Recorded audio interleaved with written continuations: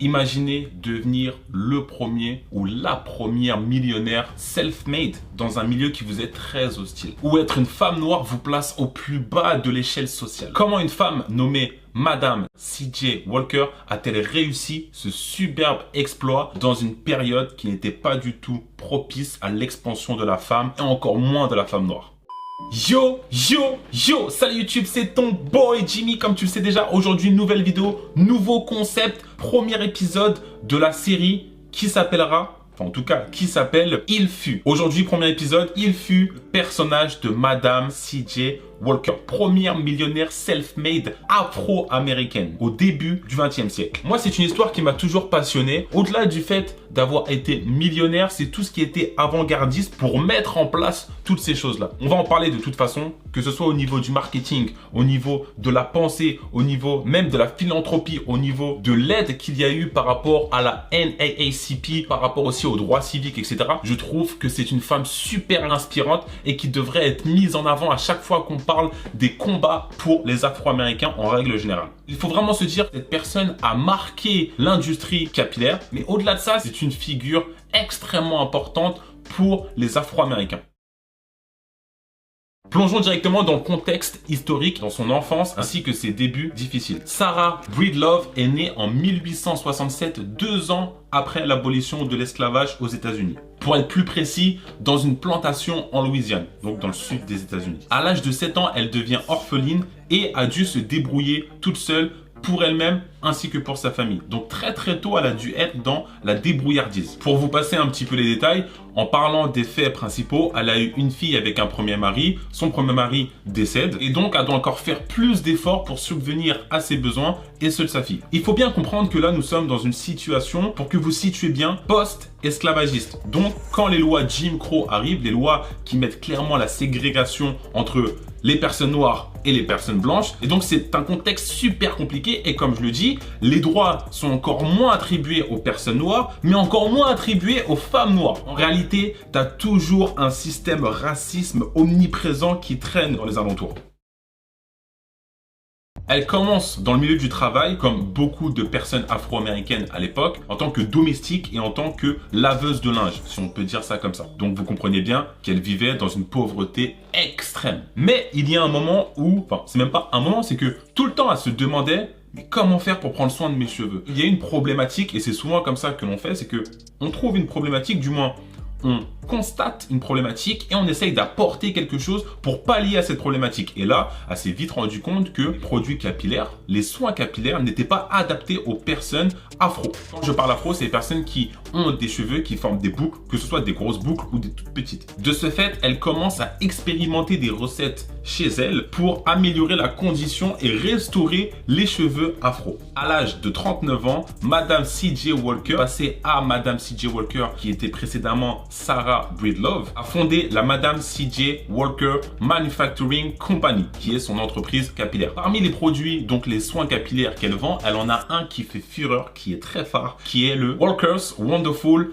Hair Grower. Son entreprise fait un carton. Ça a pris un petit peu de temps, mais ça a fait un carton. Au début, elle va de porte en porte pour vendre ses produits. Donc, bien évidemment, chez des personnes afro-américaines, principalement des femmes. Et ensuite, ça cartonne et elle arrive à s'exporter donc dans tous les États-Unis et ensuite en Amérique latine. Et j'ai juste oublié une petite mention, c'est qu'elle change de nom par rapport à son deuxième mari qui s'appelait Charles Joseph Walker. Donc, elle s'inspire de ça pour prendre son nom qui est devenu maintenant un nom très connu, Madame C.J. Walker. Et là où je vous dis qu'elle a été très avant-gardiste dans sa façon de marketer ses produits, c'est qu'elle a formé des personnes qu'on appelait les Walker's Agents et c'était tout simplement des vendeuses à domicile. Donc elle a formé plusieurs femmes qui partaient directement faire du porte-à-porte plutôt que ce soit elle et comme ça elle pouvait se concentrer sur autre chose au niveau du business. Et ça déjà je trouve que c'est un move super intelligent. Et là où elle va encore plus loin sur la deuxième chose, j'ai envie de dire avant-gardiste, c'est que en faisant ce porte-à-porte, les Walker's Agents vont pouvoir aussi parler de la marque en disant voilà, nous on travaille pour une Madame C.J. Walker, donc la Madame C.J. Walker Manufacturing Company, et on aimerait pouvoir vous engager. Donc comme ça, elle proposait aussi des postes. En plus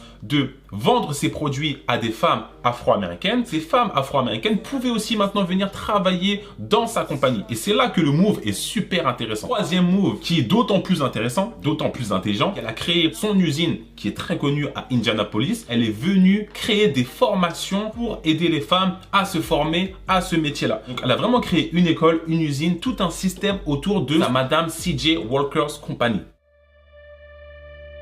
Je vais vous parler tout à l'heure de la philanthropie. Madame C.J. Walker a aidé donc la NAACP, donc la National Association for the Advancement of the Colored People. C'est une association qui aidait donc les gens à pouvoir aller étudier, etc.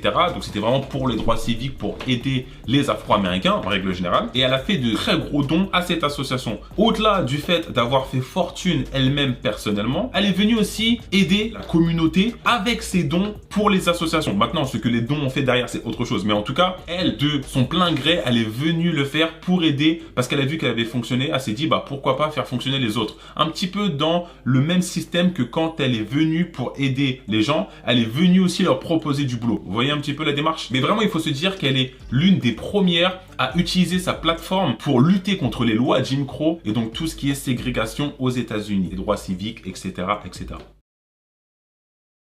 En 1918, malgré tous les obstacles qu'il y a pour les Afro-Américains, et comme je le disais encore plus pour les femmes afro-américaines, elle se fait construire un manoir, une somptueuse villa à New York, je crois que c'est à Irvington, quelque chose comme ça, et qui s'appelait la villa Lee Rowell. Je crois que c'est comme ça que ça se dit. Là, pour le coup, je ne suis pas sûr de comment ça se prononce. Mais en tout cas, elle a créé quelque chose pour montrer à la population, à la communauté afro-américaine que malgré tous les obstacles, on peut très bien réussir donc financièrement, mais ça c'est encore quelque chose de différent. Personnellement, on peut aider la communauté, ce qui est pour moi le plus important pour faire évoluer donc la population. Et en plus de ça, on peut créer donc un modèle de réussite pour les générations futures, leur montrer que voilà, on peut s'établir, on peut créer des entreprises, on peut faire des choses, on peut créer une villa pour que les gens se disent, ok, si Madame C.J. Walker a réussi, je peux le faire. Le 25 mai 1919, Madame C.J. Walker décède d'hypertension à 51 ans à Irvington. Son entreprise continue à prospérer avec sa fille Lelia Walker. Et grâce à ce que sa mère avait commencé à entreprendre, elle construit vraiment l'un des plus grands empires capillaires dédiés aux personnes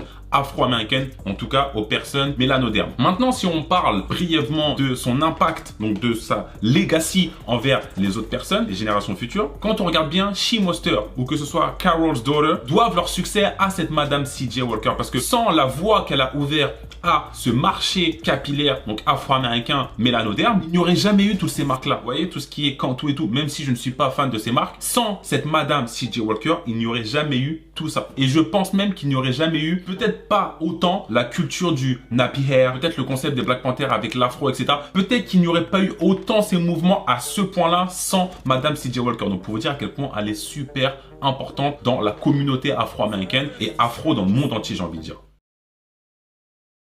En 2020, sur Netflix, il y a une série qui lui est dédiée qui s'appelle Self-Made. C'est joué par Octavia Spencer, une superbe actrice, et je trouve qu'elle le joue super bien avec un petit recul où elle est un petit peu froide et tout. Alors, je ne sais pas comment était cette Madame C.J. Walker dans la vraie vie, sa personnalité, etc. Mais tu voyais qu'elle était un petit peu froide comme ces femmes qui ont besoin de montrer toujours plus par rapport aux autres, par rapport aux hommes, par rapport aux blancs en règle générale. Je trouve qu'elle l'a super bien incarné. En tout cas, comme elle l'a incarné, moi c'est comme ça que je m'en faisais l'idée quand j'avais appris l'histoire quand j'étais petit. Au-delà du côté business, même les lois concernant les cheveux, concernant la discrimination raciale aux États-Unis, le Crown Act, comme si c'était la descendance de cette Madame C.J. Walker. Madame C.J. Walker n'était pas simplement une entrepreneuse. Elle était une pionnière, une militante, une femme qui a brisé les barrières pour sa communauté et pour les générations futures. Comment peut-on adapter l'histoire de Madame C.J. Walker à notre présent? En réalité, elle nous montre que malgré tous les obstacles, avec de la détermination, avec bien évidemment des moyens, avec un entourage qu'il faut, avec, comme je le dis au tout début, de la détermination, on peut arriver où est-ce que l'on veut venir. Que ce soit au niveau du business ou que ce soit au niveau des projets personnels. Et ce qui est super important, c'est que avec ça, on peut transformer donc sa vie, mais encore plus la vie des autres. Et je pense que le plus important, c'est de pouvoir aider sa communauté, en tout cas aider tout le monde. C'est pour moi la meilleure des choses, le meilleur résultat. Personnellement, c'est super bien, mais si tu peux aider les autres, c'est encore mieux. En tout cas, voilà, j'espère que cet épisode de Il fut sur Madame C.J. Walker vous a inspiré. J'espère que ça vous a plu. Moi, ça m'a plu de faire cette vidéo et Je pense qu'on va faire 2 voire 3 épisodes maximum dans le mois sur cette série-là. Donc ce sera toujours des épisodes inspirants, que ce soit sur une personnalité ou sur même un produit, je dis une bêtise, ou une institution, si c'est un restaurant qui a aidé par rapport à la communauté, si c'est un salon de coiffure. En tout cas, on va essayer de faire des choses pour vous apprendre au maximum. Et ce concept, je pense qu'il peut aller très loin. Dites-moi en commentaire si vous aimez. Comme d'habitude, n'oubliez pas de mettre un petit pouce bleu pour le soutien. Abonnez-vous à la chaîne si vous êtes nouveau. Activez la cloche de notification pour ne rien rater de toutes mes prochaines vidéos. C'était ton boy Jimmy. Peace.